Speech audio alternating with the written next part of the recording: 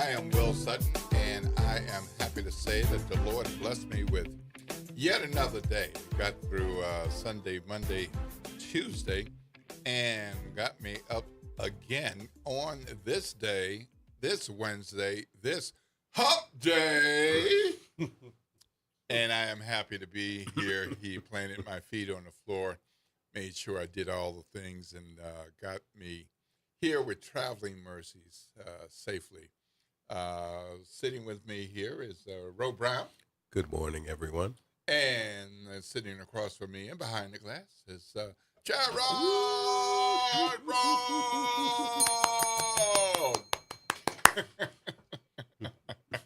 Well, it was a beautiful ride over.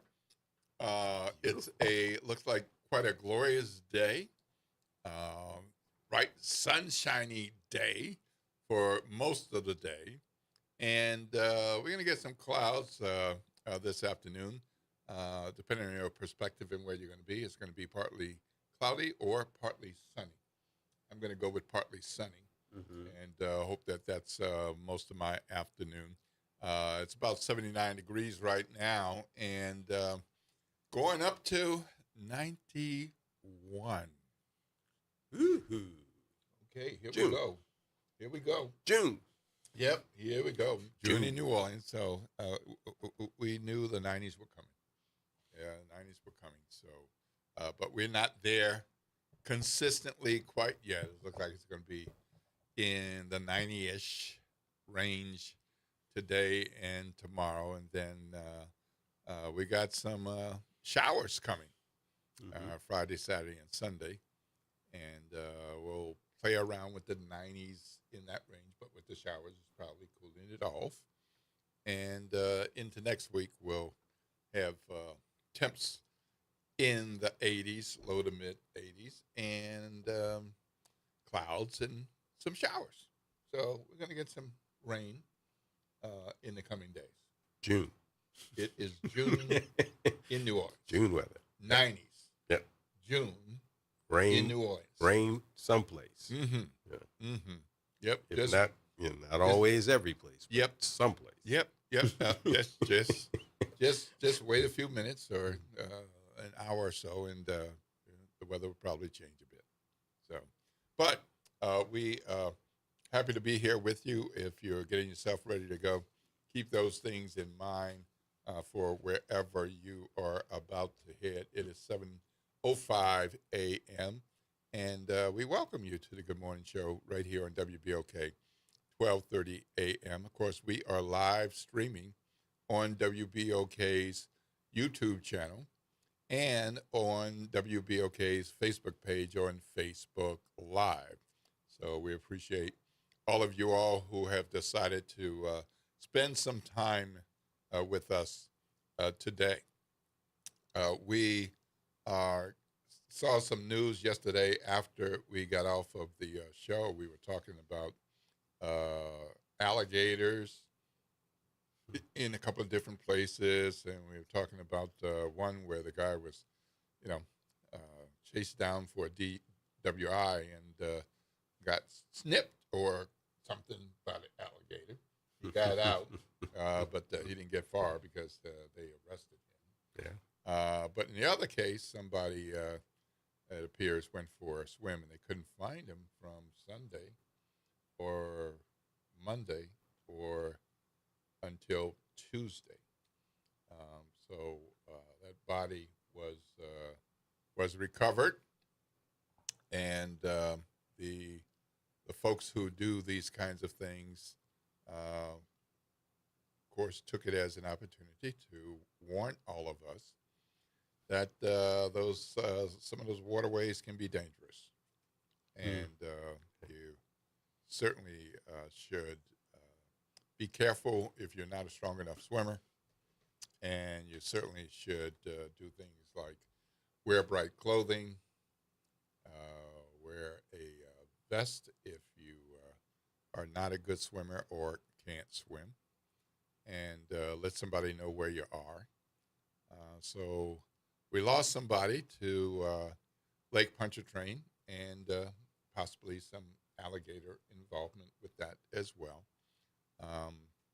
but at least the body was recovered, Yeah. so Yeah. the family doesn't have to wonder what might have happened. There can be some autopsy work and other investigation to find out more about what happened with that uh, this week.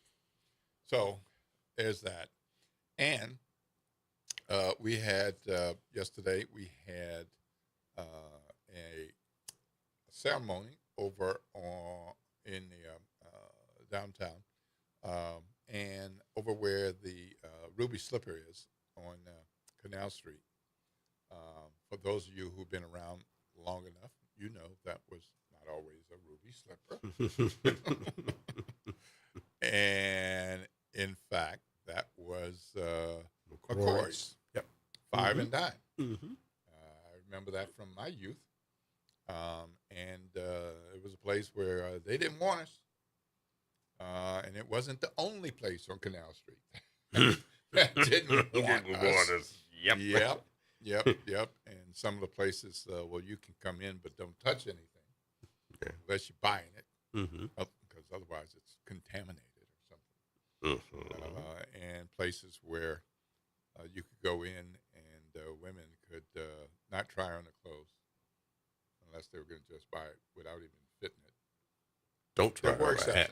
exceptions. Don't try on a hat. Mm-hmm. Yeah, right. Absolutely. Well, one of the things that happened in 1960 was 4 students were arrested for sitting at a lunch table at McCoy's on Canal Street, which was in violation of the law. I mean, most of us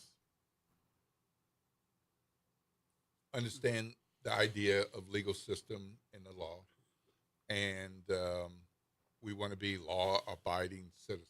Mm-hmm.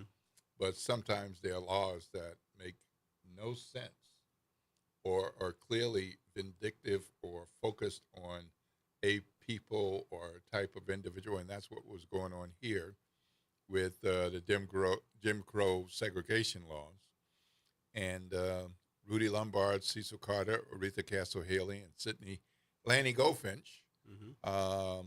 sat at that table knowing they were breaking the law. And there was a civil rights trail marker, the 14th one in our state, erected outside of that Ruby Slipper at 1001 Canal Street.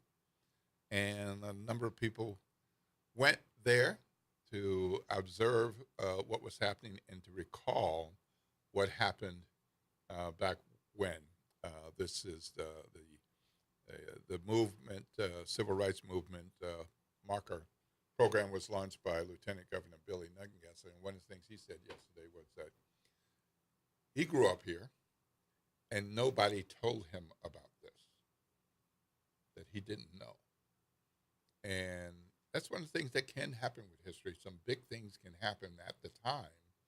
It might not seem as big as it really is. And it depends on what household you're in. But I'm sure it was on the news. Well, you know, they didn't care. Yeah. It wasn't something that you know, it wasn't something that affected him when he was growing up here. Yeah. And So, let me make so a he didn't distinction. care. Okay. let me And make I'm a not distinction. just signaling out Yeah. him. You know. Let me clarify. He said, I wasn't taught about this in school. And that's definitely something that makes a difference with who's teaching and what they're teaching. Well, yeah. You know, I'm not sure how old Billy is. I don't think he's probably a lot younger than me. Mm-hmm. But yeah, you weren't taught about it. But you know, when things like this, and this is great that they do this, but you have to point out to people that, you know, segregation wasn't just about people being mean to you, or it wasn't just about people, you know, about the lynchings or whatever it was, but it was a systematic construct that affected your life, Mm-hmm. that your breathing was against the law, basically. Okay, Mm-hmm. you can't go sit down at a counter and eat with somebody, Yeah. with a friend of yours, because they're a different color. I mean, it sounds simple, but it's just an example of how it affected every aspect of your life in a negative way. And, people don't think about that. I mean, it's, Emmett Till and things like that were really bad, but people in their everyday lives were affected by this. You were against the law just for being, just for existing. Right. Basically, is what it was. Right. You know, Right. you are, because you look like this, you can't come here. And if you're here, you're a criminal. You're breaking the law. Mm-hmm. Mm-hmm. That's it in a nutshell. Yeah. Right. Well, And these, people don't look at it that way. And and I'm sure Billy Nungesser wasn't taught that. Mm-hmm. Yeah, I would say to Lieutenant Governor Nungesser that the problem is the people right now who are of the same political party, or the same have the same feelings politically, Mm-hmm. are still going about the business of making sure that that's not being taught Mm-hmm. right now. Mm-hmm. Okay, Mm-hmm. and I hope he's not part of that. Right. And they- that reminds me of one of the people. There were several people who spoke, but the state representative Candace New was there, Mhm. and she made the connection between what happened then and what happened as a result of that, which was there were 75 businesses that were boycotted, Mhm. and there were demands placed on those stores, and so some things did change, like the hiring of black folks and all. But her connection was what happened just with the recent legislative session is a reminder of how far we've not come. Yes, exactly. And with its moves with the congressional maps and the elimination of the New Orleans Clerk of Criminal Court and things like that happened during the legislative session. In that same block of Canal Street, there was a W.T. Grant's store. You remember that? Mm-hmm. There was a W.T. Grant's right there in that same block, Mm-hmm. same side on that road. My aunt was the first person that worked in layaway, first black person Really? that worked in layaway. Mm-hmm. Okay. Now, what was significant about it is that when you say worked in layaway, okay, and what I would ordinarily think about was, she worked moving boxes and, bringing stuff and all that sort of thing. Yeah. Well, what was different about this was that she was allowed to handle money. Mm. Okay. We're talking, 50s. And there were actually people, customers there, white customers, who would not give her their money. Who were there to pay for it, and they wouldn't give it to her because she was behind the window. Mm-hmm. And, there were times where the lady that was my aunt's boss would tell them, well, you can't pay for your layaway because that's her job.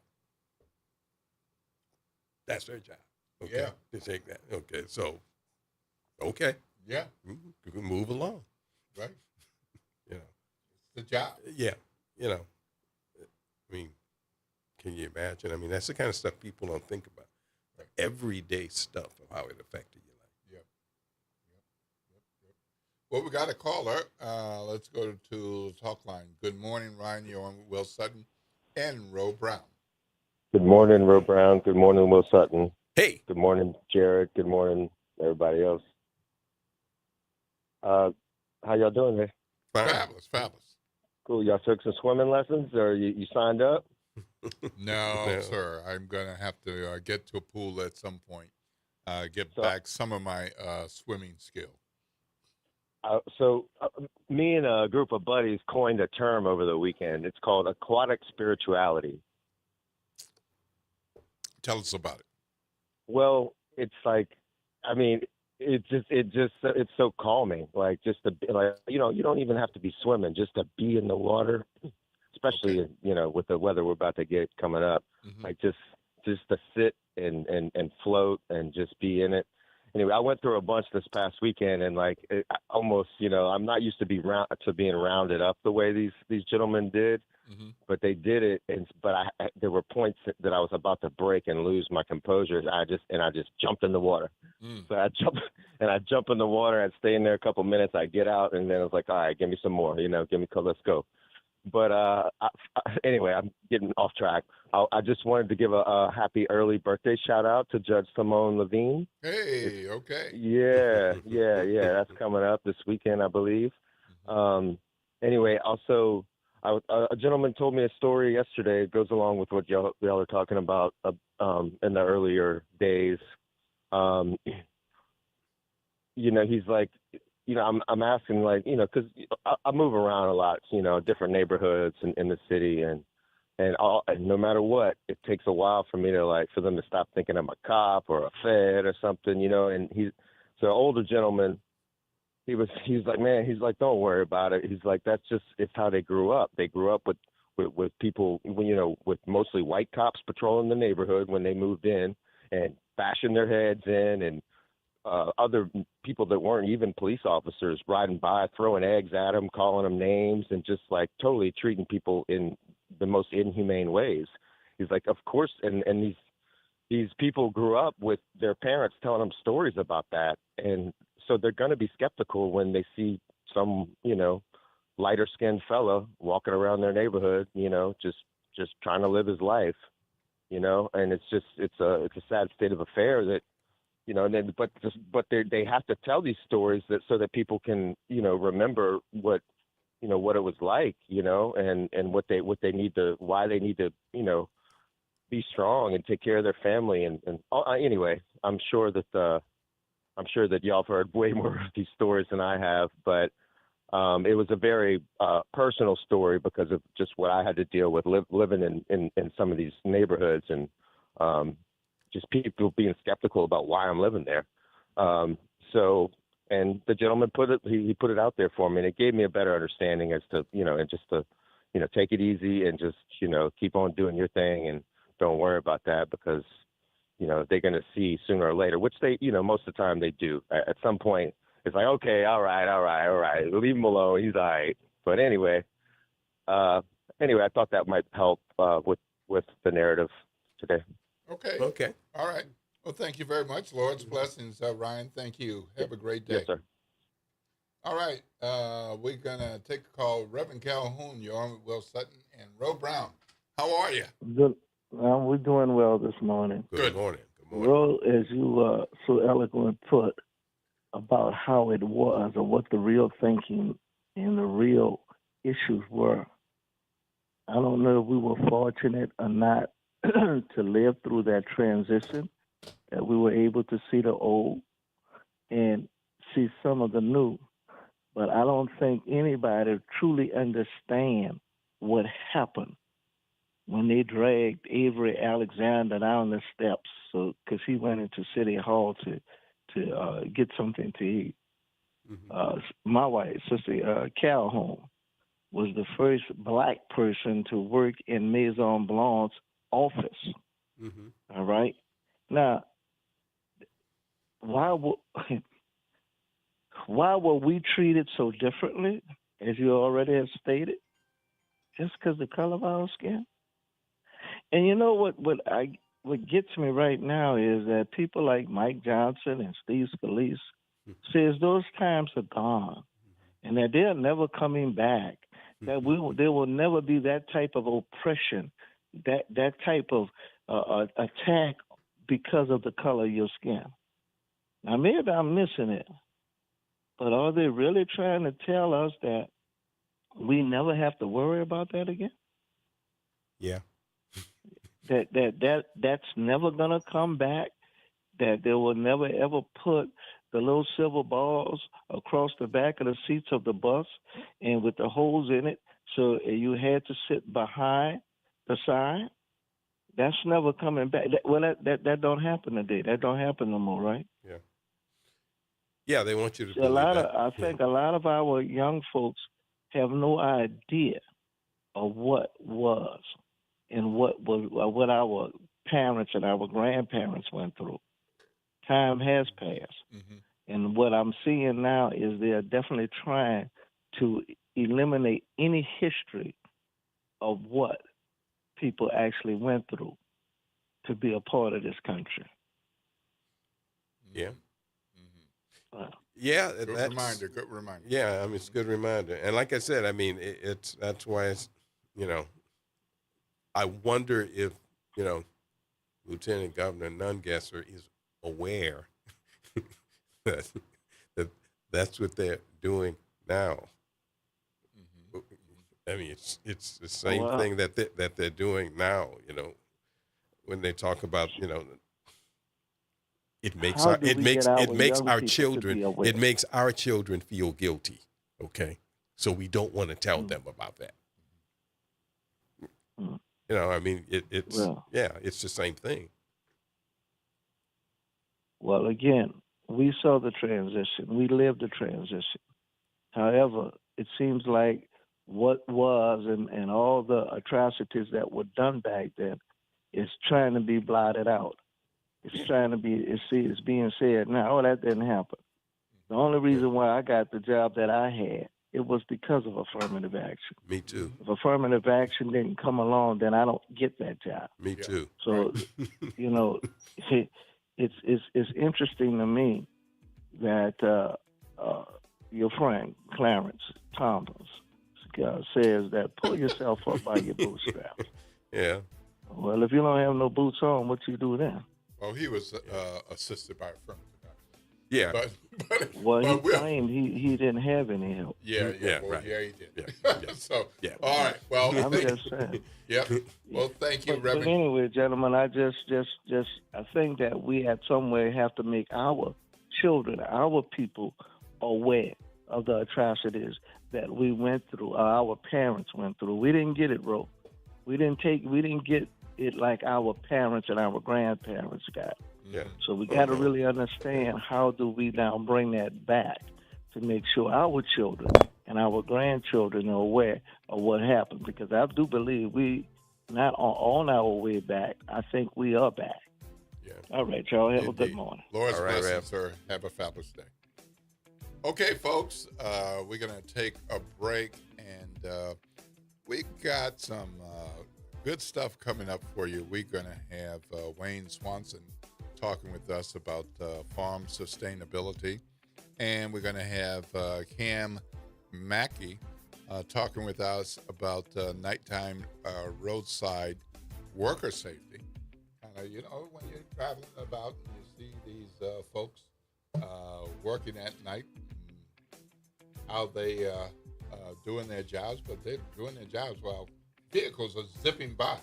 That could be dangerous. That could be dangerous. He's going to talk with us about that. And a special guest coming on after the break, we have the Honorable Judge Simone Levine from Section A, Orleans Criminal Court Judge. Of course, we had a few things happening during the legislative period and right up to the end, and her name's been in the news for that. We're going to talk with her about that and more. So let your friends and family and neighbors and all who have been following this, you want to get some insights from one of the people affected by this, that's going to happen right here on the Good Morning Show in just a few minutes. This is WBOK, 1230 a.m., what New Orleans is talking about all day long.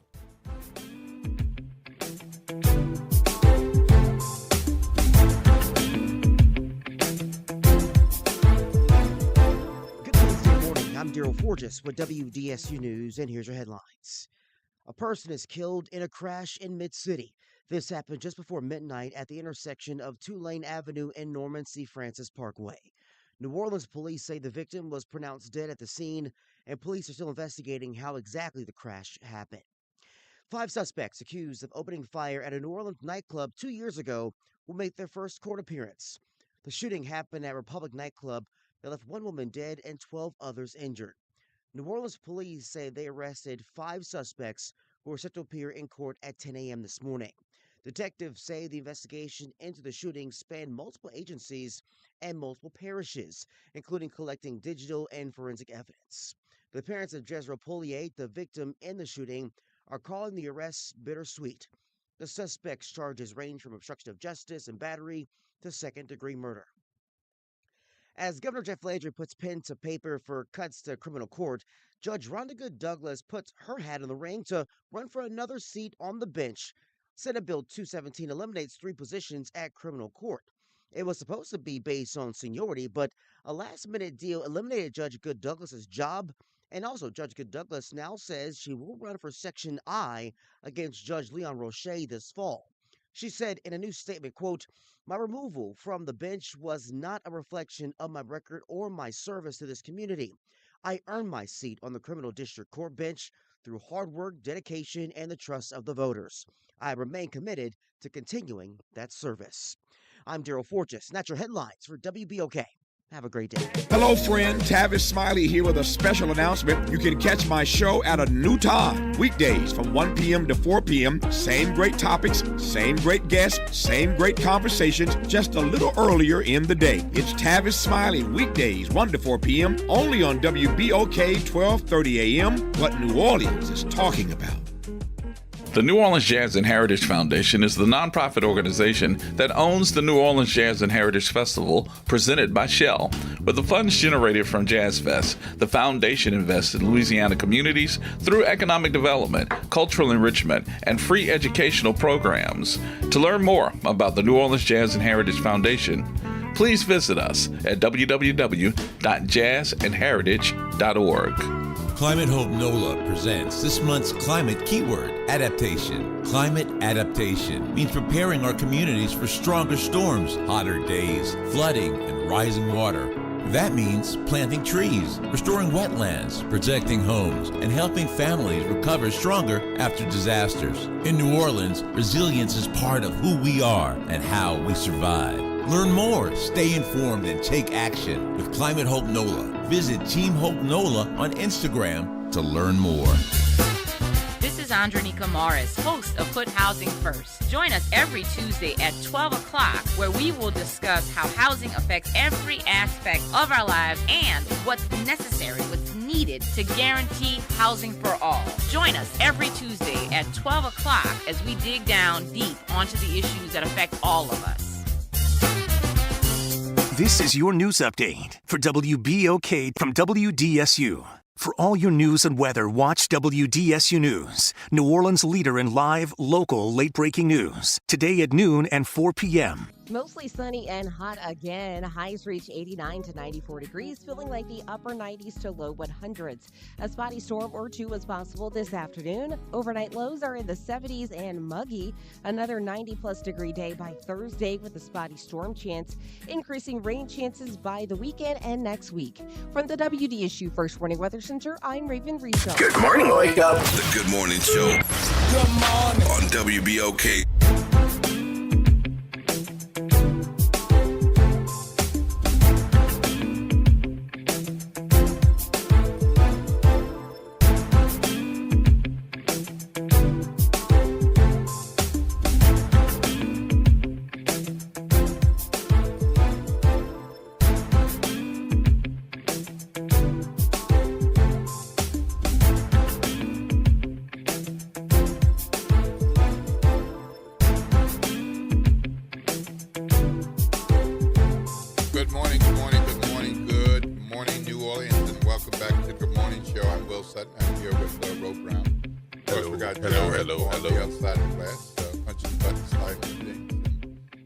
Everything goes all right. If you need to be somewhere at 7:30, you are late. So might as well just get yourself together and get there safely. Just let them know that the puppies had goldfish and you had something to deal with. That was strange and you had to deal with. Puppies have goldfish. so you had to deal with something that you hadn't dealt with before. So Trying to act like Norman Robinson. Yeah, right. With tits on the chicken, trying to steal Norman's Yeah, thunder. right. I know. I caught that. Well, there's a little OT in there too. Note that your interview subject is shaking her head. No. Yeah, right. Yes. Well, it is the Good Morning Thinking show. we are crazy. Anything we can do to help wake people up and get them going. And we got news, information, and some laughter along the way, too. So now we're going to talk about something pretty serious. We've got criminal court judge Honorable Simone Levine in with us from Section A. And as you know, it's been in the news, and we've talked about it regularly right here on the Good Morning Show. A number of pieces of legislation that a lot of us would say are anti-New Orleans. And some of that deals with our judiciary. And some of that legislation in particular deals with the elimination of not one or two, but 3 criminal court sections, i.e. judges, who are the people behind those section letters. And along the way, we had different things that were reported about how many judges they wanted to eliminate across New Orleans because we just have too many, and our folks don't do a good job, and we can do better with fewer people. So that was the general sentiment. There were higher numbers at different points, and in the criminal court situation, it got down to it's going to be 3. Then it's a matter of which sections. So, based on the legislation as it got closer to the finish line, the sections that were identified are those that have been led by Judge Levine, currently by Judge Fuller, and Judge Leon Roche. But on the last day, Section I was removed from that legislation and replaced with Section E, which is Rhonda Good Douglas. So Simone Levine's seat was identified for a hit throughout the entire thing. That did not change.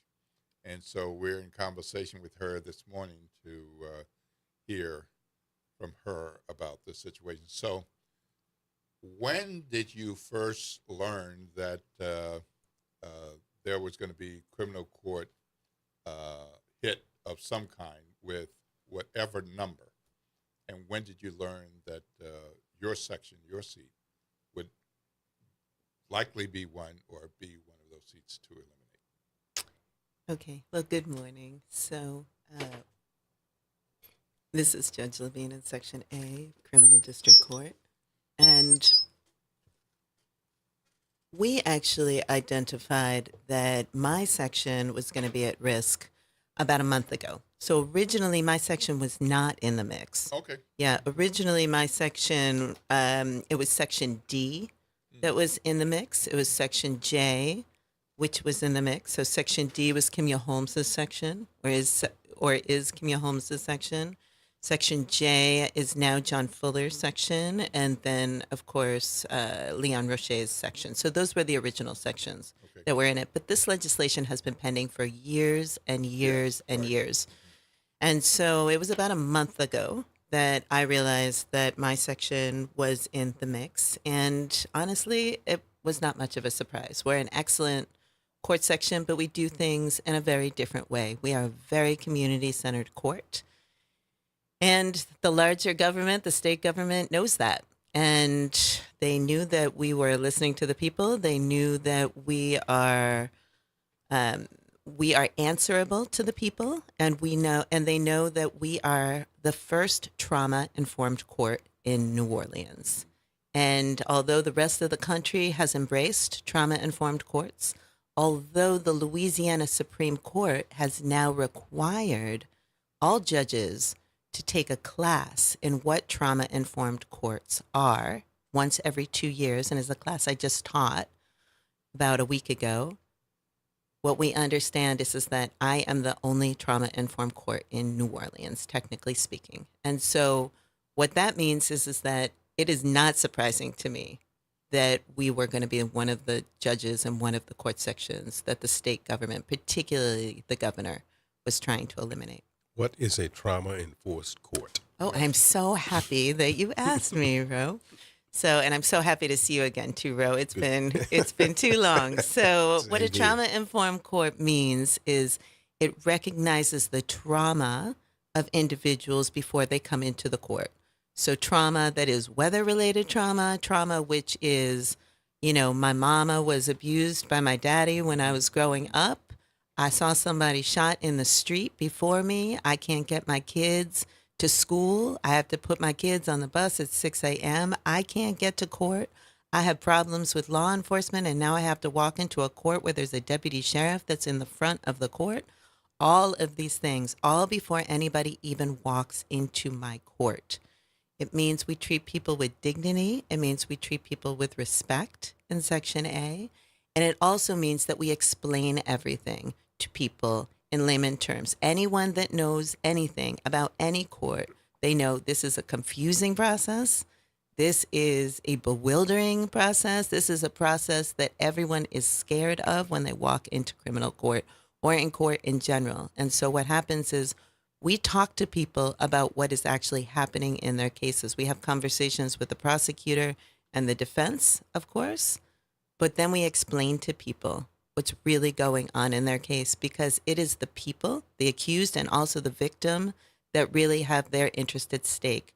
We create solutions that take trauma into consideration so that we know people will not be rearrested, and we know that the public will not be harmed. That's what a trauma-informed court is.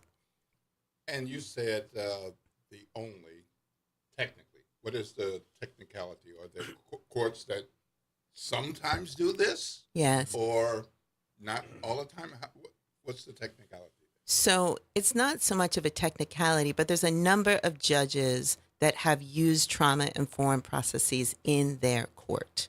And so trauma-informed processes is realizing the trauma, making sure that you actually have judges that are taking that into consideration, not yelling, not screaming, not making sure that nobody will actually comply with your orders, because people can't even hear your orders. So there are judges that definitely take a lot of these practices into consideration in their practice in criminal court. Listen, we have a lot of great judges in this great city of New Orleans. And so by no means am I the only judge that have used a lot of these practices, but we advertise it, and we advertise being a trauma-informed court because it is incredibly important that people understand that we answer to the people of New Orleans. That is who my boss is. It is not the governor. It is not the state government. My boss is the people of New Orleans right here in our fine city. So this legislation was passed and now signed. So it's law that at the end of this year, 3 sections will be eliminated. Come January 1, the court will operate with 3 fewer sections and 3 fewer judges. I haven't seen any evidence of any inner fighting or anything. It seems like you all do your duties and that you get along and you work for the betterment of the court overall as well as your section. And am I mistaken about any of that? Absolutely not. We are all fine judges. We all do a fantastic job, and this legislation is really going to. It's an attempt to put us into chaos because we are all working hard. We all have excellent sections, and there's absolutely no need for this legislation. Okay, so with the elimination of 3 sections, then that means there's fewer seats. So I haven't heard anybody say, with the elimination of these seats, I'm going to step away with this. This is too messy. So it seems that everybody who is a judge wants to be a judge. I'm sure it's more comfortable to be a judge in the section that you've been working. Right. But your section will not exist come January 1. And I think everybody who pays much attention knows that you've been planning to run for re-election for Section A. That's right. Without a Section A, are you going to run for a judgeship elsewhere? You're going to run for a criminal court judgeship? And if so, which one? Thank you, Will. So I am definitely running in November. I've been very verbal about that with our media. I've been very verbal about that and on our social media feed. And it is a re-election. I will not have a section unless anything else intervenes. And so I will have to run against another sitting criminal court judge. And so my true opponent in this race is the governor. That's what I see. The governor is trying to get rid of community-centered courts. And this court, the trauma-informed court in New Orleans, in Orleans Parish Criminal District Court, is what he has set his sights on. And that is what he is trying to eliminate. And we need one less. We cannot be in a position where we have one less community-centered court. We cannot get rid of a trauma-informed court. So he is my opponent. It is the governor. And do I have to run against a sitting criminal court judge? Yes. Will I be running against a sitting criminal court judge? Yes. But I do not see them as my opponent, and I do not see them as my enemy. What I see is I see the governor as my opponent because he is the one who is attempting to eliminate my court, a community-centered court, and a trauma-informed court. Right, right. But for qualifying purposes, you can't say, and nobody else can say, I just want to continue my service. It has to be connected to a section. I will definitely continue to say I want to continue my service. Right, right, absolutely. But, I'm not avoiding your question. We have not announced who I am running against. We will likely not run. We will likely not announce who I'm running against for several weeks. And so at this point, what we are doing is we are campaigning. We are in the community. We are in churches.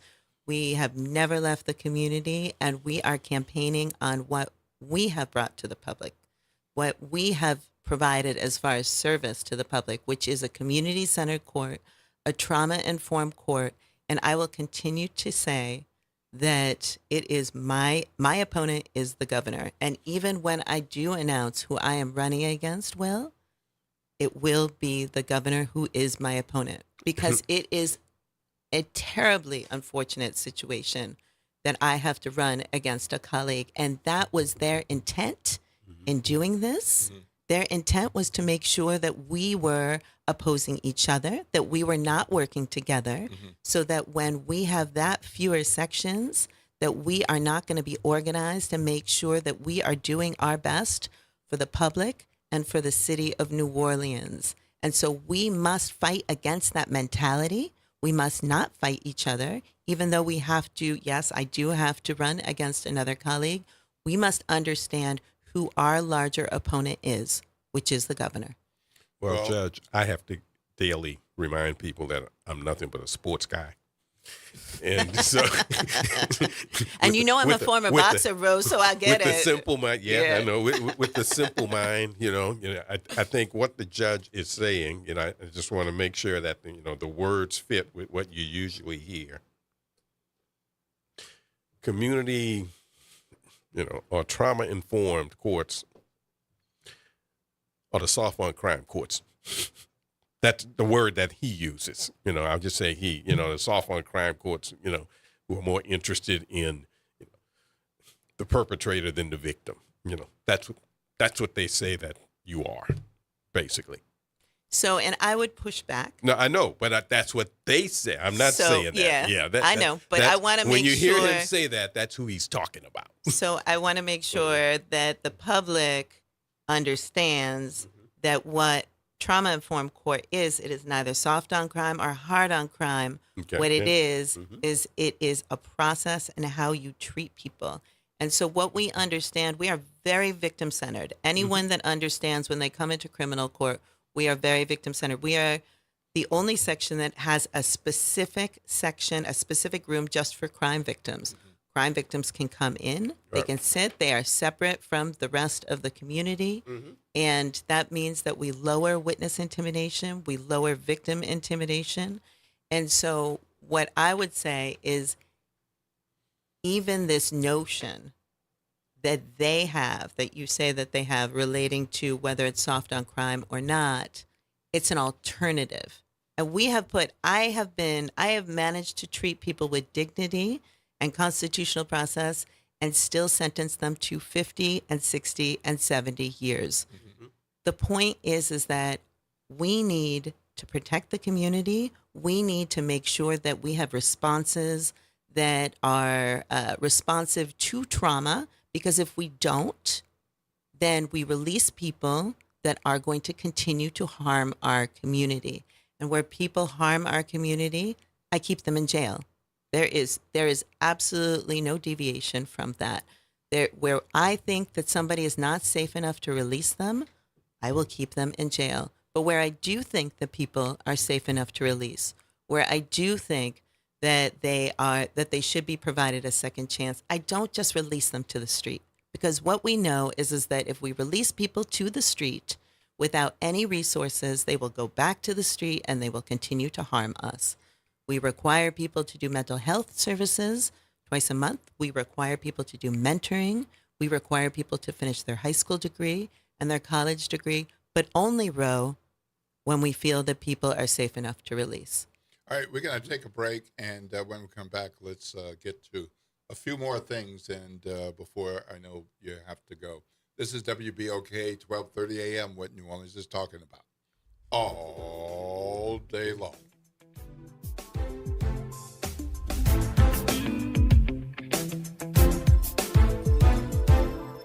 Norman Robinson is back. Can you hear me now? And he's taking no prisoners. Can you hear me now? Each weekday, Norman Robinson brings you commentary with Off the Top. The incident was shocking, disturbing, disgusting, disappointing, and sad. Each weekday, Off the Top with Norman Robinson is heard exclusively right here.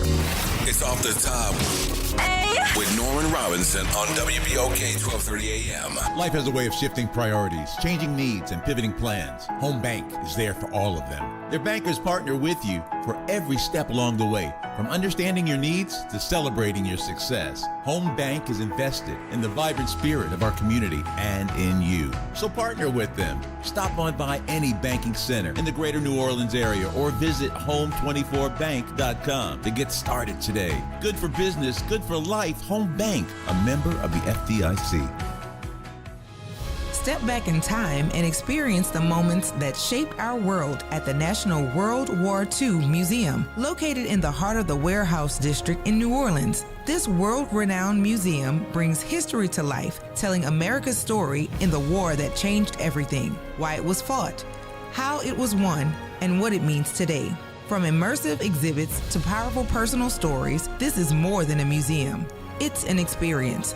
Plan your visit today at nationalww2museum.org. World War II Museum, where history lives. Good morning, wake up. The Good Morning Show. Good morning. On WBOK.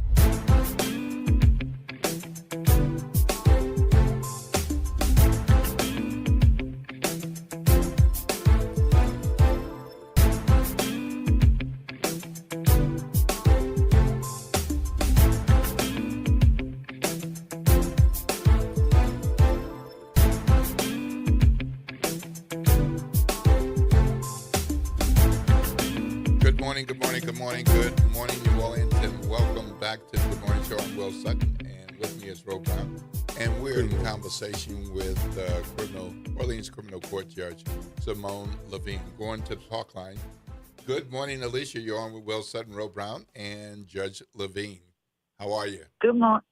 I'm great. Good morning, everyone, and happy birthday, Judge. Thanks thank to you. Ryan. When is the birthday? This Friday. Happy birthday Don't ask me how old I am. I Really? won't. Ooh, Gemini. Ooh, Gemini. Whatever it is, you can handle it. This is a judge that has always been in the community, continue to be in the community. And I hate the fact of what the legislature and the governor has done is pitting people against each other. I hate it when two candidates, and I love both of them, run against each other. This is complete chaos, and I love, Judge, that you kept saying that this is on the governor. This is on the governor, not between you guys. And it's going to be hard for us. I want to say that Judge Levine, I first met her when I joined the education for Court Watch NOLA.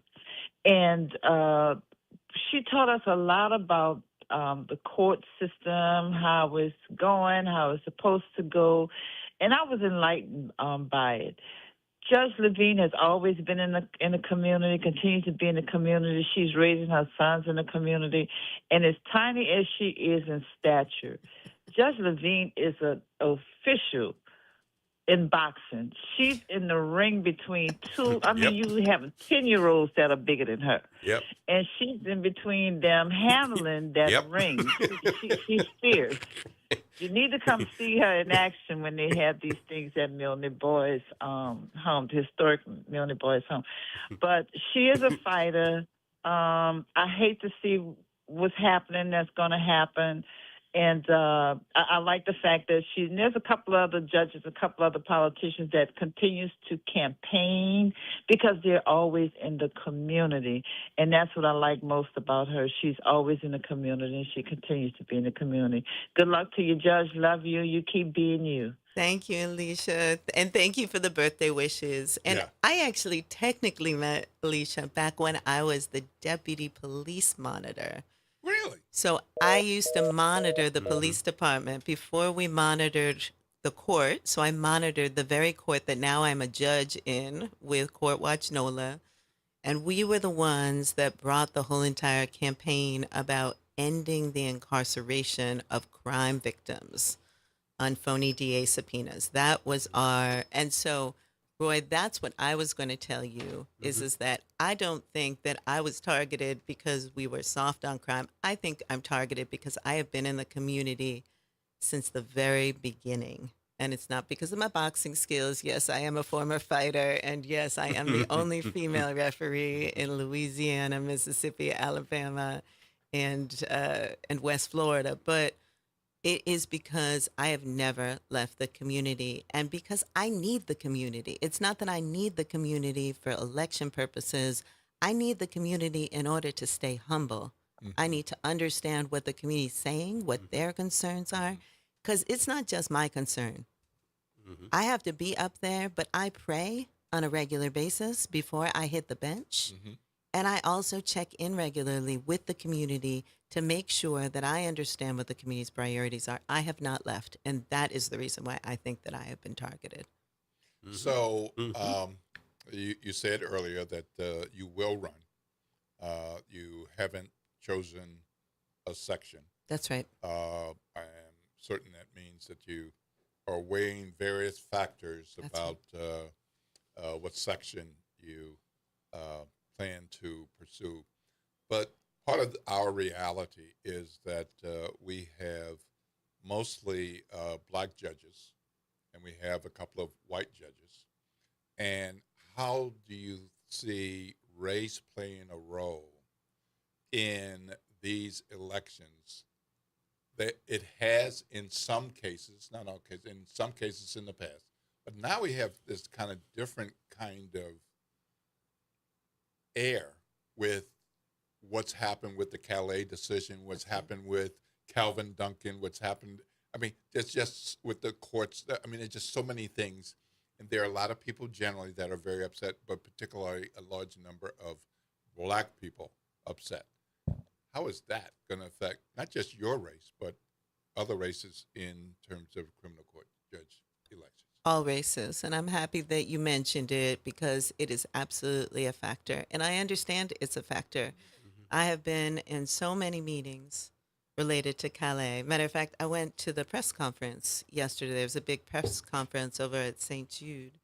And I have been very aware of it. And, you know, that is the reality on the ground. But the other thing that is the reality on the ground is who have been the judges that have been in the community, who have been going to churches, who have been going to community meetings, who have actually staked a position and been present in these community decisions. Who do people know? Because in New Orleans, as you know, it is not necessarily who your enemies are, it is who your friends are and who will vouch for you as taking a stake in the community. And so while race always has a huge is always a huge factor, and absolutely I take that into consideration, and who I have chosen on my team and who I have chosen on my team in my campaign and also in my court and also how I interact with community. It is not the only factor. And the truth is that we need judges that are going to hear community, that are going to make sure that we are safe and make sure that we have success. And what is success in criminal court? Success is, can we get people out of the system? Can we get them back into a life and a community that they can actually do well in and that they can do well by? And are we keeping people safe? And that is the end goal in a criminal justice system. And at the end of the day, we need to choose judges that have that end goal, not who are paying my campaign bills. Who am I having conversations with in the back room? In Section A, we never have conversations in the back room. Do you know how much flack I have gotten for not handling justice in the back room? Everything is on the record in Section A. If it's not a private health issue or public safety issue, everything is on the record. And we got pushback from all the institutional players to not be playing the way that traditionally the institutions want us to play. And we refuse to do it because that is what the community wants. So when I walk in the community, when I am in the community meetings, when I am in church, when I am in all the churches, that's what I hear. Judge, we know that you are transparent. We have Zoom on in my court. That means that if there's a crime that occurs around the corner, you are able to tune in into my court and hear what is being said, because we know it's terrifying for community to come into court. We know that that process is bewildering. And so we want to make sure that we are community-led, that we are community-focused. So yes, I want to make sure you understand, I'm not avoiding the question. Race is absolutely a factor, but it is not the only factor. And what we have to see is, and this is what we saw in the last election cycle, who has all of the endorsements? Why is the community concerned with the players, the candidates that have all of the endorsements? Why does community feel that they can't trust those individuals that have all of those endorsements? In Section A, nobody pulls my strings.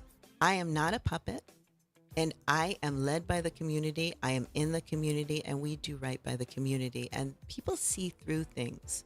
Okay, we got to take a break and move on. Can you give me a 30-second answer? Okay.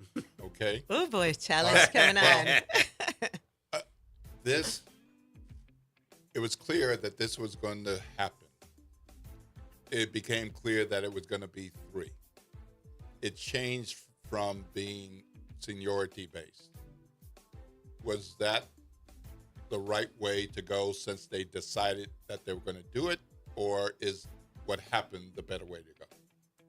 So the better way to go, I'm timing myself with 30 seconds, is to have taken seats away from judges who were required to retire. That is what they did in civil court originally in the original bill. That's what they were doing in municipal court, and that's what they were doing in juvenile court. And frankly, well, that is what they do across the country. Mm-hmm. We are the only place where they have reduced sections with judges who were not planning to retire. And it is outrageous, and the community should be outraged. All right. Well, thank you very much. This is WBOK. Thank you very much, Judge Levine, for coming in, spending some time with us, and not Such just a pleasure. minutes. Really appreciate you. And, Watch that left jab. Appreciate you listening to the Good Morning Show as well. I'm Will Sutton with Ro Brown. We are going to break, and when we come back, we're going to jump into a conversation about nighttime roadside worker safety. We see those people at night working on the roads. Well, that's pretty dangerous. So he's going to talk with us about how we can be more cognizant of what they're doing and think about safety. It is 8:02 a.m. This is WBOK 12:30 a.m. What New Orleans is talking about all day long.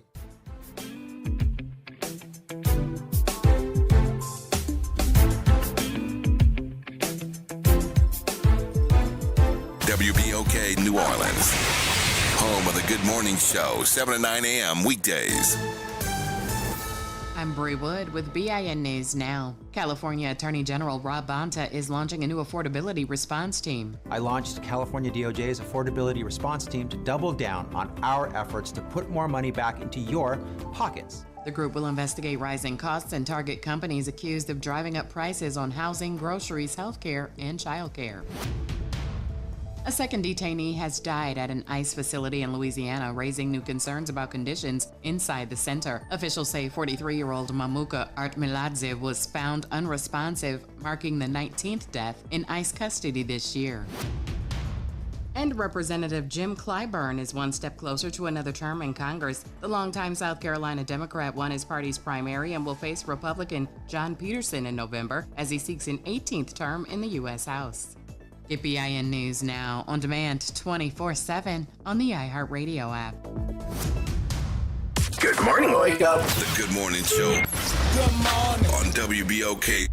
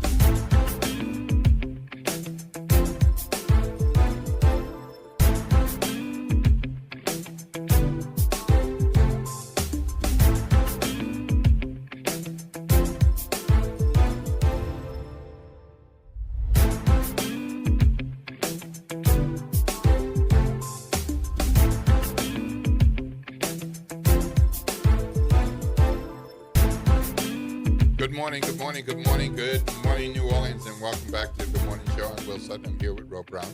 It is 8:05 a.m. That was a good conversation with Judge Levine. Indeed. Yeah. It was, yes. I like her centering that this is the governor's mess. Yeah. Problem with that is that, Which it is. Yeah. We have to live with this, and we're going to have some uncomfortable situations with as we move along here into the summer and more serious campaigning in the fall. Yeah. So we'll see how that develops as she and others make their decisions about which seats that they will run for. Of course, the Honorable Judge Rhonda Good Douglas from Section E. That section is being eliminated as of the end of this year, and she made her announcement yesterday that she's decided to run for Section I, which is the section led by Honorable Judge Leon Roche. So we'll see which other judges have opponents. Some may not have opponents. And some will, since everyone sitting would like to have a seat as far as we know. All right, let's go into conversation with Cam Mackey about nighttime roadside worker safety. Good morning, Mr. Mackey. You're on with Will Sutton and Ro Brown. How are you? Hey, good morning, Will. Good morning, Ro. Doing great. Thanks for having me on. That's the judge is a tough act to follow. You heard that, huh? Yeah, she was dynamite. Man, I wouldn't want to be in front of her in the courtroom. Well, and a number of people wouldn't want to be in front of her on the boxing mat either. Yeah.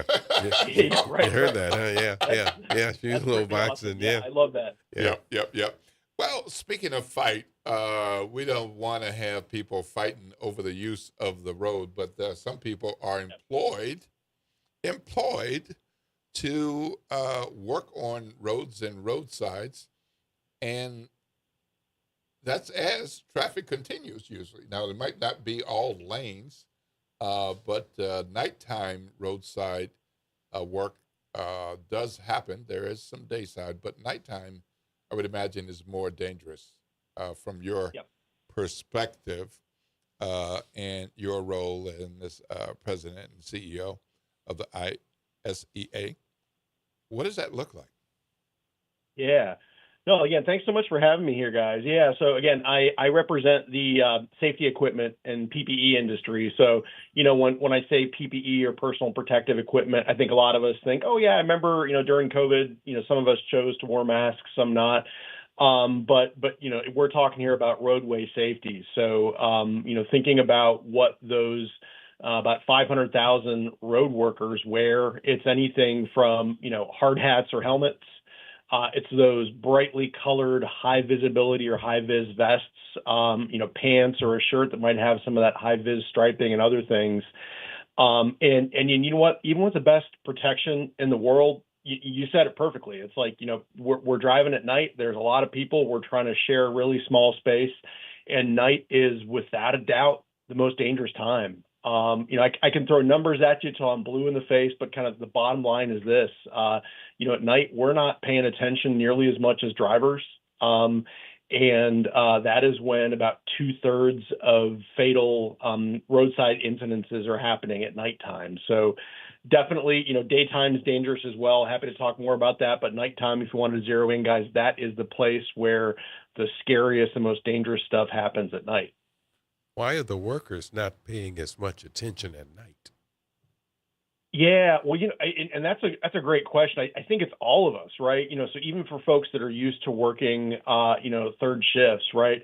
A few things are going on. So, number one is drivers, right? It's us. Let's be real. We're always going a little too fast when we go on the highway, especially through a work zone. When it says, hey, you got to slow down from 65 down to 45. We all get a little frustrated. At nighttime, we're tired. Our eyes don't work as well. Our reaction time's not as good. And then workers are people too, even if they're used to working that third shift, right? It's, there's limited visibility, and there are risks with that. I think another thing to for everyone to be concerned about, whether you're a driver, whether you're a worker, is that really bright, high visibility gear that you see doesn't last forever, right? Even if you buy it from the best company out there and it's as durable as you can possibly get, after, depending on your use, a couple years, usually at the most, it's a little worn, it's a little dirty. And so, between the realities where we get tired, and just like anything, our gear wears out. There's definitely a few factors in why nighttime is especially dangerous. Yeah, and one of the things, of course, is what colors people wear, and what type of equipment is set up to have some kind of barrier or some separation from traffic. And these days, with apps such as Waze, they're not always accurate, but Yeah. sometimes as people input information to indicate that there is construction or a Yep. vehicle on the side of the road or an accident, um, we can be alerted that the direction we're going in, maybe there's construction or something like that. Yeah. If people pay attention to that, what's your counsel about if you see something like that and you're Yeah. a mile and a half away, how to Yep. respond to that? Yeah. So a few things that, for folks who if listened to your show before or, paid any attention to roadway safety, what I'm about to say, you've probably heard before, and the reason is it works. So the first thing is distractions. We can kid ourselves and say, oh, hey, no big deal. I'm going to send that text or check that DM that I got while I'm on the highway. Hey, there's no car in front of me. It's not safe, full stop. So I think, the first thing is think about what we're doing as drivers that makes us distracted, whether that's getting a little too engaged in a conversation, maybe a fight with our partner next to us. It's futzing with the radio or your phone, eating some food. So, the first thing for any of us, if you have that road, construction site coming up mile and a half, first thing is check yourself. Are we distracted or are we really focused? Second thing is I always do a brake check, right? Pretty much any construction site or construction zone is going to have reduced speed. That's for your safety because often the lanes get narrower. And also it's for the worker's safety, right? Again, most of us are in cars that are like 5,000, 6,000 pounds, right? And so we really, it's our duty to remember that every single worker in that work zone, there's someone's son, daughter, mother, father, et cetera. And so again, second thing, tap the brakes, slow down. And the third thing after you're, made sure you're not distracted, tap the brakes, is really to look around. Right. Sometimes, yes, work zones are crazy obvious. You got the bright orange cones, you got, the blinking lights. Other times, let's be real. Maybe sometimes they're a little harder to see. It's a smaller work zone. So really, turn up your attention when a work zone's coming. Because we've all driven through them a ton of times, but all it takes is just once where you get distracted for half a second and you veer outside your lane and maybe a worker is just going to go pick up a cone. So it just takes that one, bad luck incident to turn, something from a near miss into a death. And the sad reality is, right, the numbers aren't great here. We have about 300 million registered vehicles in the U.S. So we got, more people on the road than ever before. We got about 45,000 people dying every year from motor vehicle crashes. And then specifically just in kind of work zones, right, we have work zone injuries of about 43,000. So a lot of these things are happening every year. All it just takes is 1/2 second, take your eye off the ball. That's a lot. Yeah, it sure is. Oh, my God. We're talking to Cam Mackey, and we're talking about nighttime roadside worker safety. Okay, so my question to you, Cam, is are there laws on the books that most of us as drivers are not aware of that we break all the time in regards to roadside safety? And that sort of thing. So give me some example. Question, guys. Mm-hmm. Yeah. So every state's going to be a little different, right? That's I one of the great things about America. Mm-hmm. The couple most important things, and again, like I kind of think of these. This is not rocket science. It's speed limit. Mm-hmm. And again, I get it. Sometimes it's late at night. You think, oh man, I'm just a couple miles away from home. It says I got to slow down to 45. I don't see anyone I can go 65. It's not safe and it's not legal. So I think the biggest thing is no doubt people who are just going too fast. So the first thing is make sure that you're respecting the speed limit. Speed limit's not there to harsh or mellow. It's there for a good reason because the lanes get narrower. Maybe the lanes kind of, twist and turn a little bit. So the first thing is just obey the speed limit, especially in work zones. It's there for a reason. Second thing, when you're going into a work zone is, a lot of states have laws about, not doing certain things on your cell phone, whether it's, holding it when you're on a conversation or tapping it. holy moly, that really matters in a work zone. Because again, all of a sudden you're slowing down. Maybe the person in front of you slowed down a ton. You didn't notice it because you were checking your DMs. And so make sure that you're not getting distracted by your phone. A lot of states have laws against that. And then finally, some work zones, right, aren't just one lane, or maybe there's a merge. We've all seen it, guys, when there's a merge and the person in front of you doesn't want to let you in, and it kind of becomes a little bit of like a game of chicken. Use your blinker, right? I think just the other day I saw, this area where people were supposed to merge, and some crazy person came around on the shoulder, didn't use a blinker, almost caused an accident. So common sense stuff as drivers: obey the speed limit, use your blinker. Don't be live tweeting. Those are probably the three most important recommendations, things to do, and laws not to break. Okay. Well, as we go into summer, well, we're in summer, how different is it, these things in the summertime versus the rest of the year? And I'm going to go ahead and confess. Okay. All right. So I work to be careful. It's going to be good. I have been known to do some of the things that you're talking about. I try not to do them. No. When I do, I was like, no, I know better. No. Stop. Yeah. So, but one of the things with construction sites, most of the time, they do a really good job of letting you know what's coming up. There are indicators, flashing signs, cones. So I have a particular thing that I want to mention as a confession, other than what I've done, like with my distractions. Sometimes I'm approaching the site or avoiding the site, and I roll over a cone. You do what? I roll over a cone. Should I get out and put it back where it was? Or should I leave it for a worker to retrieve and put in place?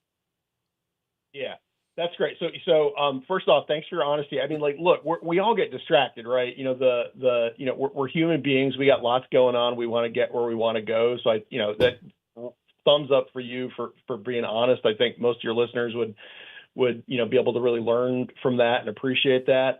In that example, do not stop your car, get out, and hit the cone. A couple reasons. Number one, it's not your job. Number two, you're not going to be wearing any of that high vis stuff, so people can't see you, whether it's day or night. And so that puts yourself at risk. You might tap the brakes too quickly, and someone will rear end you behind you. So appreciate definitely the sentiment behind it, but leave that cone there for an expert to pick up. But yeah, great question. So summer, right? So a couple things are going on in summer that I want to call attention to.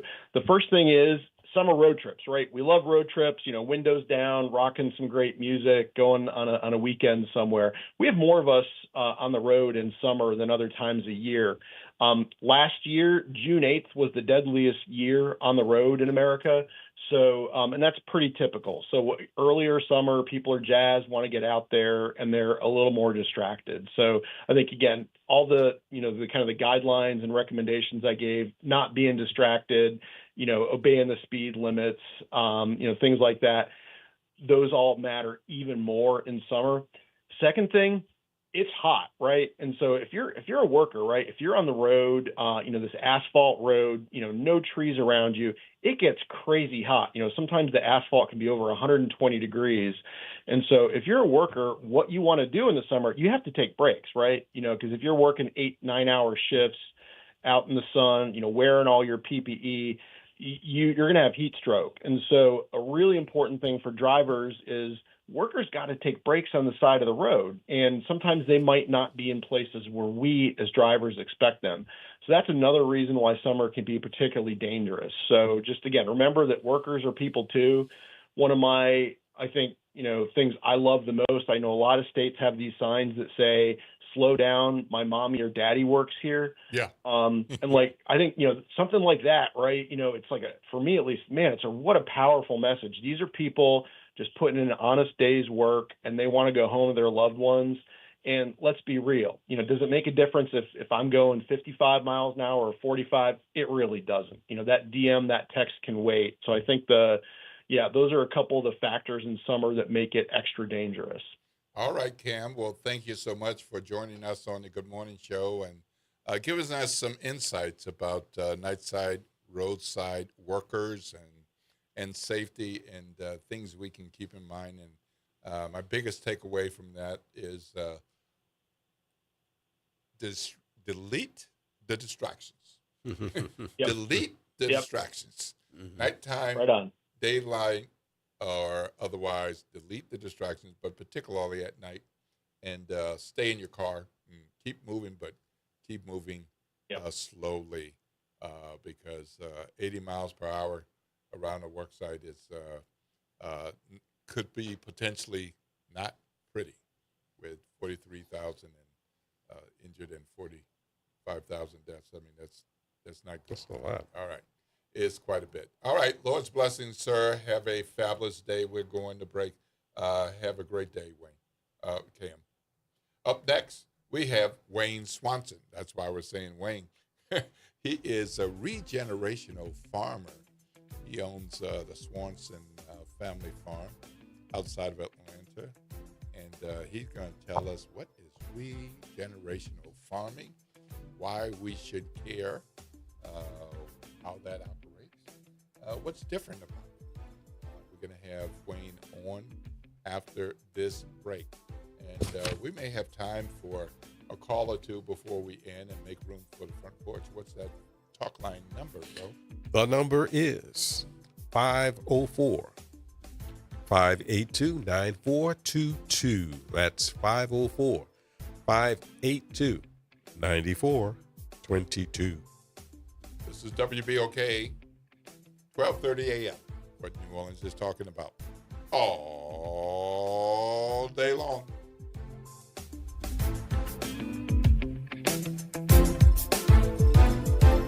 Wednesday morning, I'm Daryl Forges with WDSU News, and here's your headlines. A person is killed in a crash in Mid-City. This happened just before midnight at the intersection of Tulane Avenue and Norman C. Francis Parkway. New Orleans police say the victim was pronounced dead at the scene, and police are still investigating how exactly the crash happened. 5 suspects accused of opening fire at a New Orleans nightclub 2 years ago will make their first court appearance. The shooting happened at Republic nightclub that left 1 woman dead and 12 others injured. New Orleans police say they arrested 5 suspects who are set to appear in court at 10 a.m. this morning.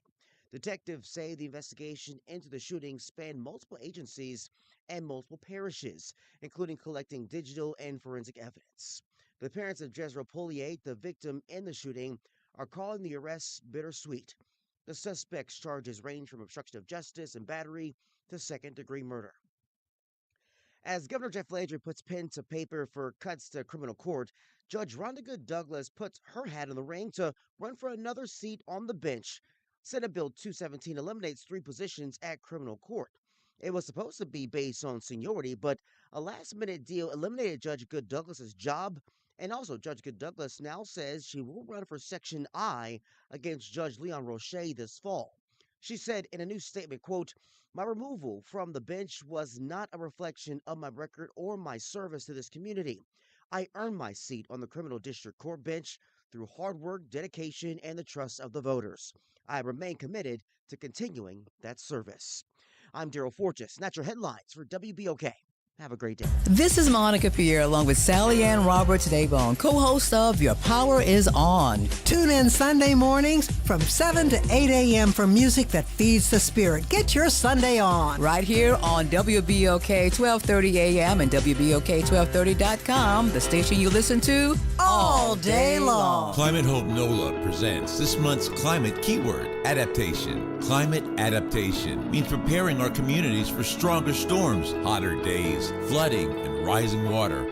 That means planting trees, restoring wetlands, protecting homes, and helping families recover stronger after disasters. In New Orleans, resilience is part of who we are and how we survive. Learn more, stay informed, and take action with Climate Hope NOLA. Visit Team Hope NOLA on Instagram to learn more.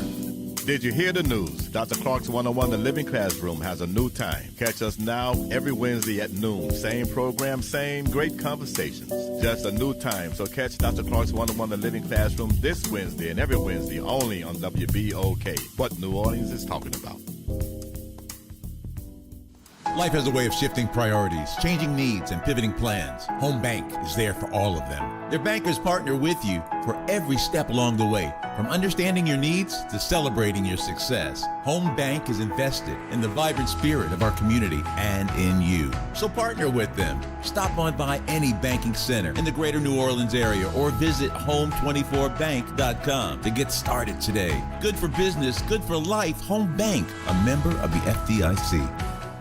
Hey, Delta Utilities natural gas customers. Your new and improved online customer service experience is here. Visit mydu.com to track your usage, choose convenient payment options, learn how to read your bill, and more. If you prefer to pay in person, our customer payment centers are open and ready to serve you. Delta Utilities at mydu.com. That's mydu.com. Improved customer service with you in mind. This is your news update for WBOK from WDSU.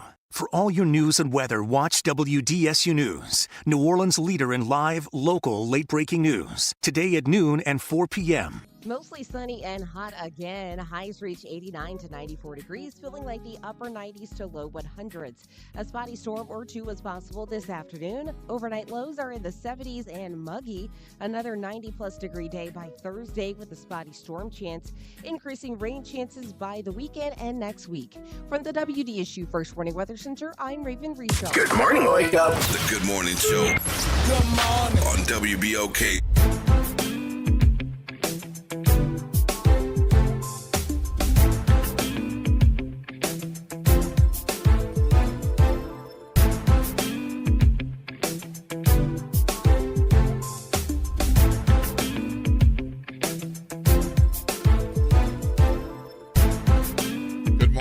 Good morning, New Orleans, and welcome back to Good Morning Show. I'm Will Sutton. I'm here with Ro Brown.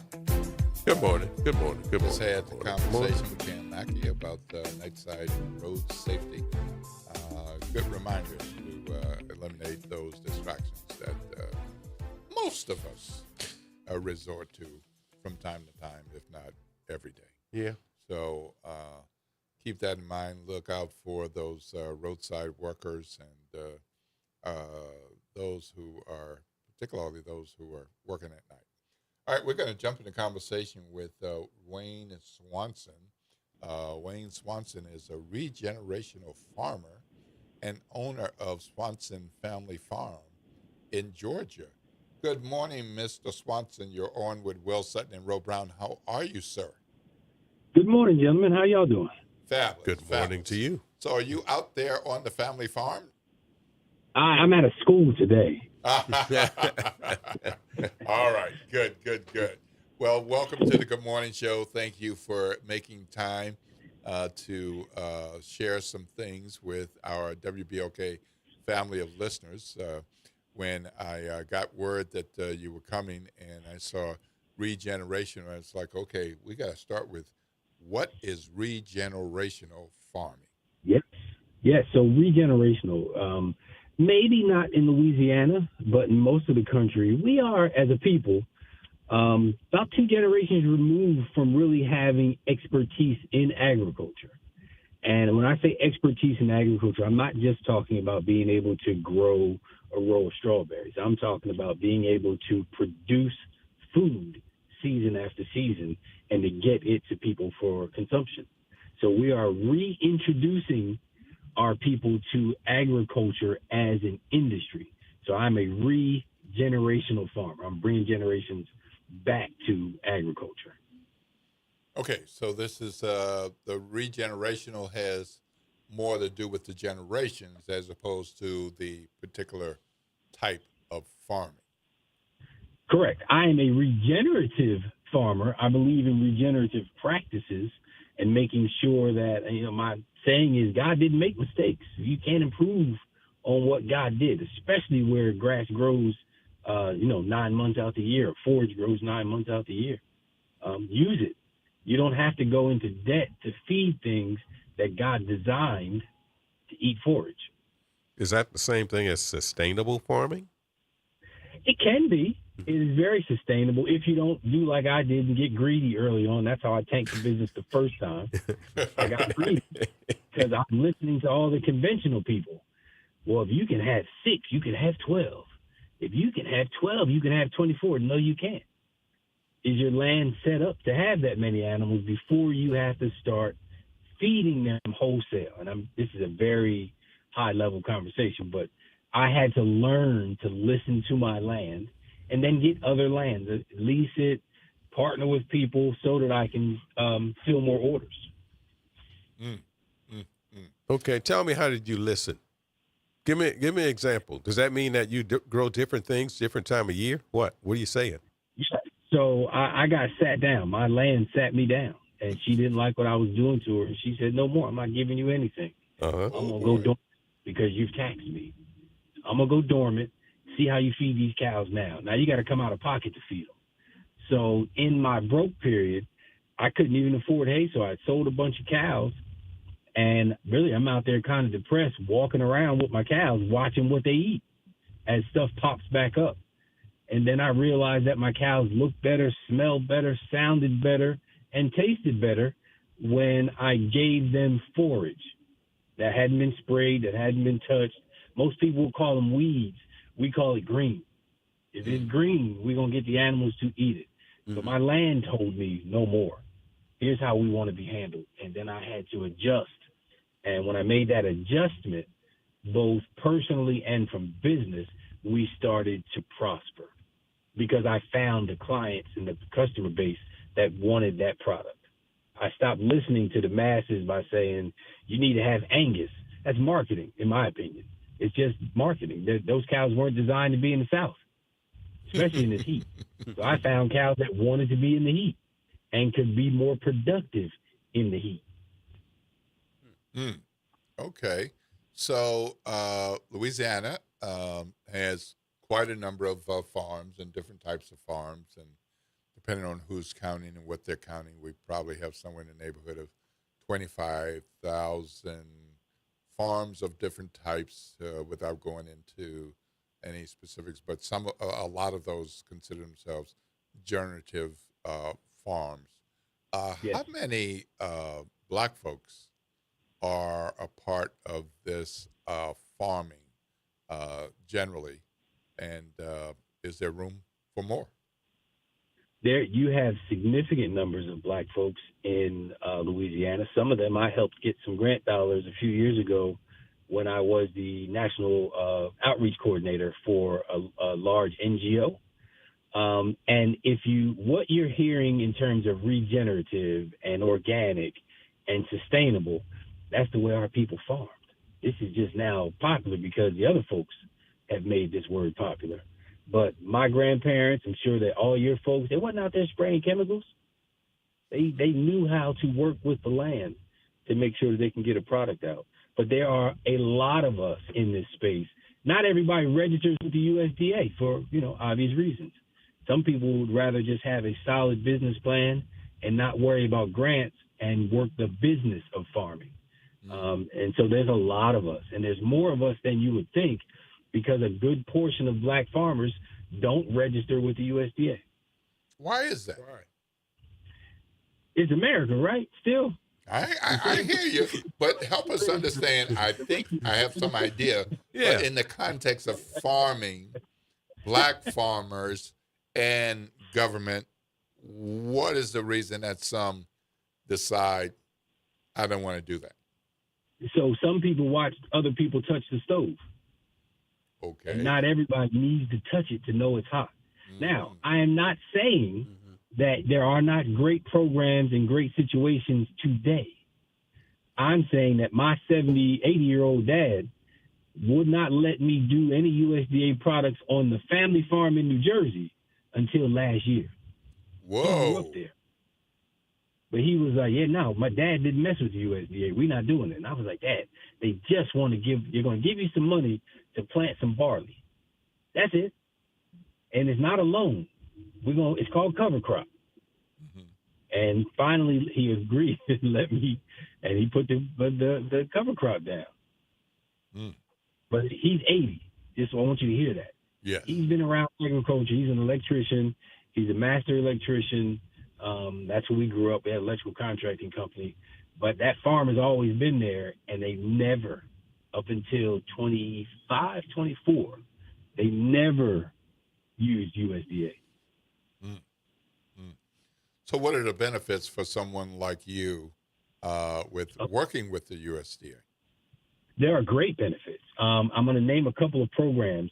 You want to start with the Farm Services Agency, FSA. You want to make sure that you have an entity for your farm. Name your farm. Make sure you have an entity. Make sure you have a bank account for your farm. And then you'll get a farm and tract number.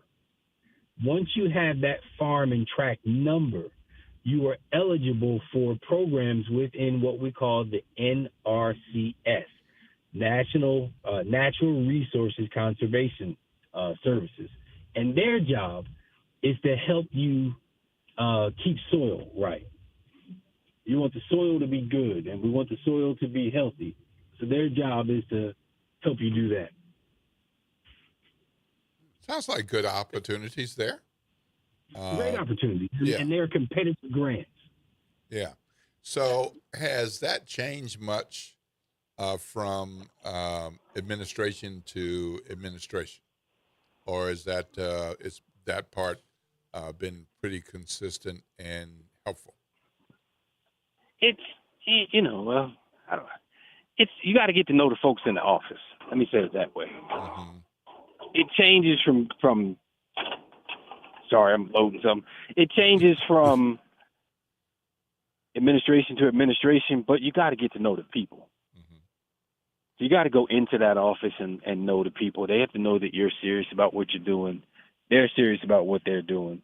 But I always say, understand what it is. I mean, it is still America, and I'm not saying that in a bad way. I'm saying that we understand that what it means. It's still America, and you have to fight for your stuff, and you have to double check on your stuff, and you have to make sure everything that you were owed you get. And that's not a complaint. And I want to make sure people hear me. I'm not complaining. Mm-hmm. I just have accepted it is what it is. You accept the reality of it. Mm-hmm. Yes. Yeah. It's farming. Mm-hmm. I can't look at a field and say, man, I sure wish some corn would grow up there. And I want it to be pretty and tall. No, there's some work I got to put in. It's the same thing with grants with the government. There's some work you got to put in. Mm-hmm. And following up and tending it is part of that work to make sure you get the yield that you're looking for. Mm-hmm. So is grass-fed the same as weed-fed? Yeah. I would say, I hope you're weed feeding. Yeah, I hope you're weed feeding. Because weeds are herbs. Uh-huh. Mm-hmm. We call them weeds. Yeah. Onion grass is an herb. Uh-huh. Plantain that grows so well in Louisiana, Georgia, and in the Southeast, plantain is packed full of vitamins. The vine that grows up trees called common greenbrier, mm-hmm. It's about as nutritious as asparagus. Cows and sheep love it. If you want to get a flavorful product, a product that's deep red, that has a really nice yellow fat cap on it, and some marbling if you want marbling, find out who's grazing weeds. And we graze a salad bowl. We do not want to graze a monocrop of grass. We don't want one type of grass. Mm. Mm. Mm. So is just there like any you way don't want we to eat can your string beans. Is there any way we can distinguish what type of grass-fed we are considering buying? Yes. You know, I mean, how can we know that if it's monotype versus multiple type? Well, I won't say monotype, but I'm going to tell you whether something is grass-fed or if it is corn or grain-fed, and it's color. Okay. Just think about your primary colors when you were a kid. If you feed something green and all the color goes into the fat, it is going to be more tannish, the fat on the product. When you go to the grocery store, look at this today. The animals who've been fed in a feedlot and have not had access to grass, their fat is going to be almost pearl white. Oh. The animals that are truly grass, the carcass does not lie. The animals that are truly grass-fed are going to have a more yellow tint to them. And the meat, the flesh, is going to be almost violet color. It's going to have a higher beta-carotene content, which gives color to carrots and things. Oh, so that's as simple as that. Okay, so that's kind of similar to salmon and seeing the white stripes, but those are the ones that are more farm-bred, farm-raised, who are in tight quarters and not getting a lot of swimming in, versus those that have plenty swimming, fresh caught, they have a deeper red. And sometimes it's simple, right? So we have to really think about this. What's a more nutritious diet? Having access to all kinds of different salads, or just eating romaine lettuce? Okay. Okay, Mr. Wayne Swanson.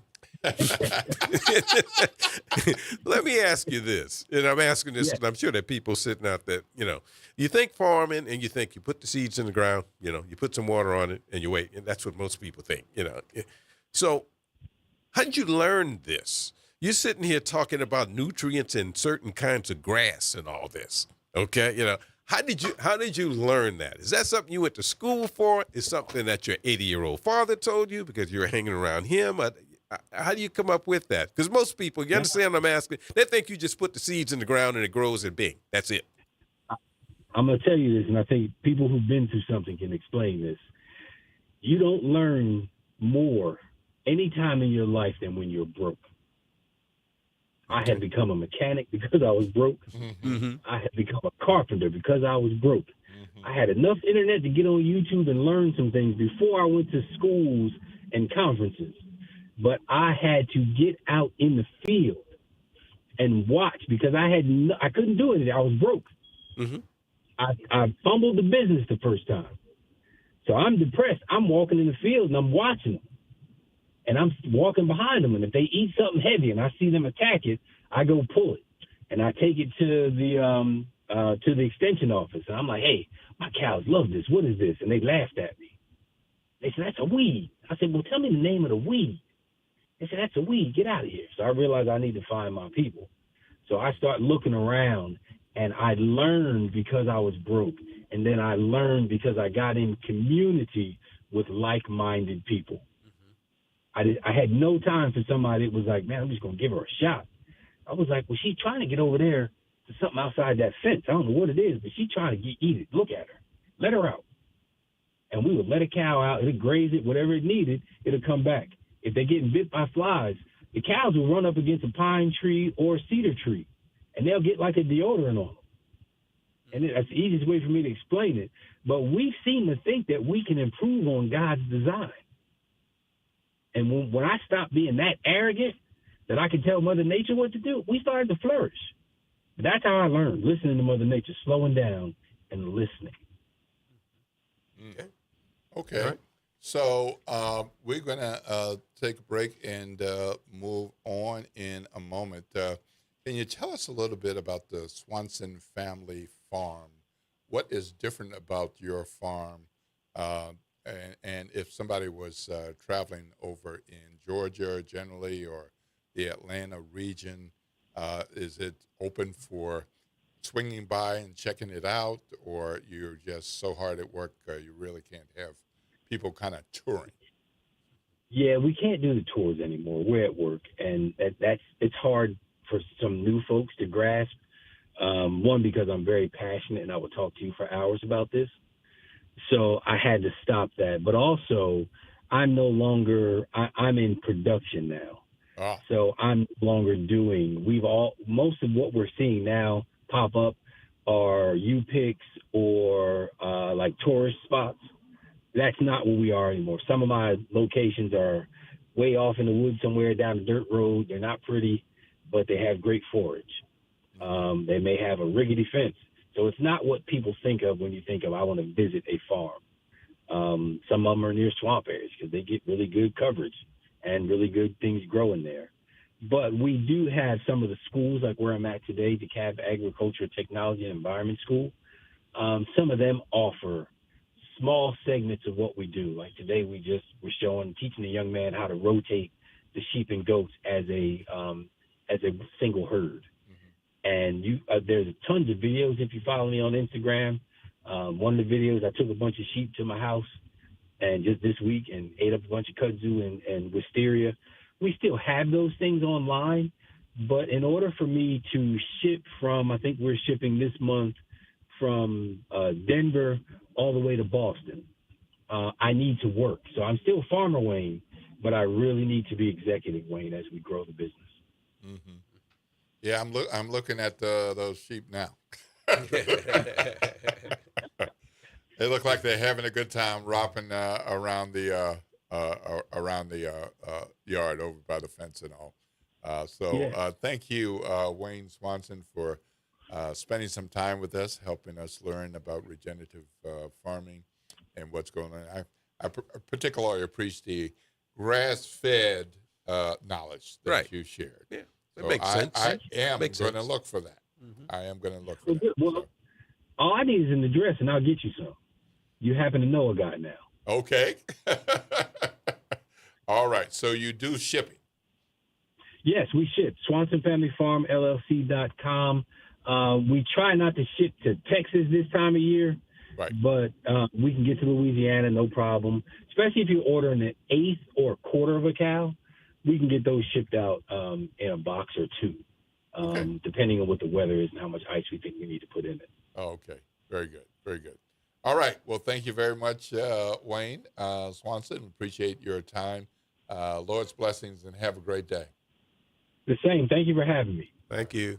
All right, folks, it's 8:48 a.m. We're going to take a break, and we're going to be wrapping up the Good Morning Show and making way for Graylin and Kimba on the front porch. This is WBOK 1230 a.m. what New Orleans is talking about all day long.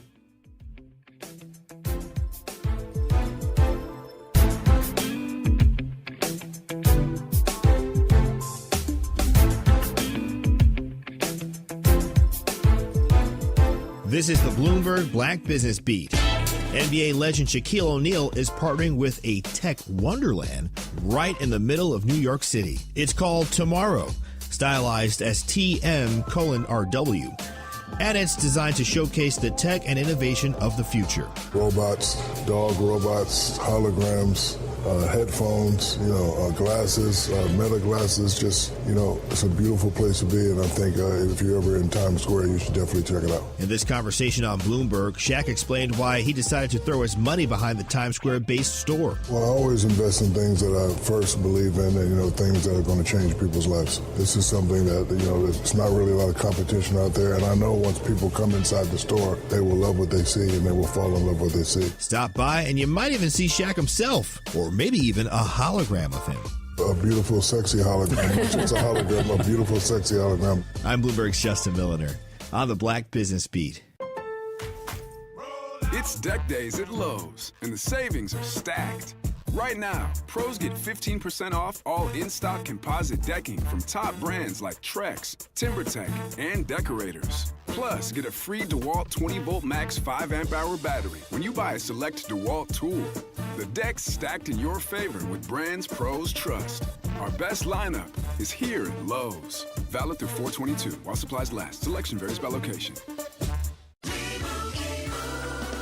And Doug. There's nowhere I wouldn't go to help someone customize and save on car insurance with Liberty Mutual, even if it means sitting front row at a comedy show. Hey everyone, check out this guy and his bird. What is this, your first date? Oh, no. We help people customize and save on car insurance with Liberty Mutual together. We're married.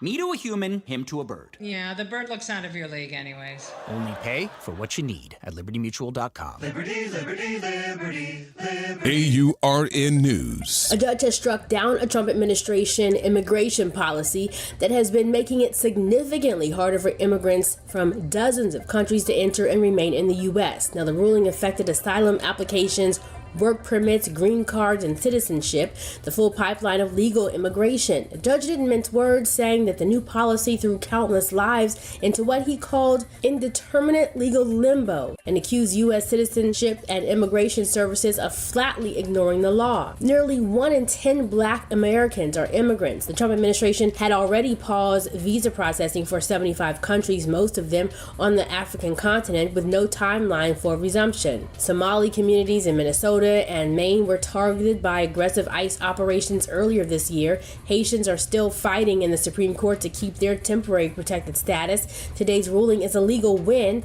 Advocates are warning it's one ruling in a much larger war. For AURN News, I'm Ebony McMorris. Hi, I'm Leo Jackson, host of Sunday Gospel here every Sunday morning, 5 a.m. to 7 p.m. and 12 o'clock till 2 p.m. You don't want to miss this move of God. It happened only on WBOK. You listen to all day long. This is The Law in Your Legacy. I'm attorney Pete Hamilton. I'm attorney Ryan Hamilton. If you had $1 million, would you leave it to an 18-year-old? Hopefully not, but that's exactly what can happen with a simple will. The money goes straight to your kids when they hit the legal age, no guardrails. A trust lets you control when and how they receive their inheritance. You can set ages, milestones, or even make sure they finish school first. Give them security, not a spending spree. This is not legal advice. That's just a tip brought to you by Liberty Bank and Trust. For more information, go to libertybank.net or contact us at 504-915-5016. Well, Saints of God, this is Pastor David Impartan Sr. coming to you over the airways of WBOK, your favorite host of Change Your Water, Change Your Mind. I want to invite you to our show every Saturday from 1 o'clock to 2 o'clock p.m. That's Change Your Water, Change Your Mind. I want you to invite your family and friends to a broadcast that's designed to change your life, the way you think, the way you act, and what you eat. We want you to tune in every Saturday at 1 o'clock, WBOK, 12:30 a.m. See you on Saturday. Interest rates and inflation are out of control. Is your credit card debt also out of control? It's time to resolve your debt and take back control for a lot less than what you owe. If you have $10,000 or more in credit card debt, then you need to call us right now. Debt Fix Pros can significantly reduce the amount you owe, and you could be debt-free faster than you think. I knew we had to do something. Our debt was growing. It was getting out of control, and we just didn't know what to do. We saw an ad for Debt Fix Pros. We called, and they showed us how fast they could get us out of debt. It really was amazing, and now we're back in control. Call now, and we'll show you how easy it is to fix your debt. The call and consultation are free. Call Debt Fix Pros right now at 800-311-5977. That's 800-311-5977. 800-311-5977. Good morning, Wake Up. The Good Morning Show. Good morning. On WBOK.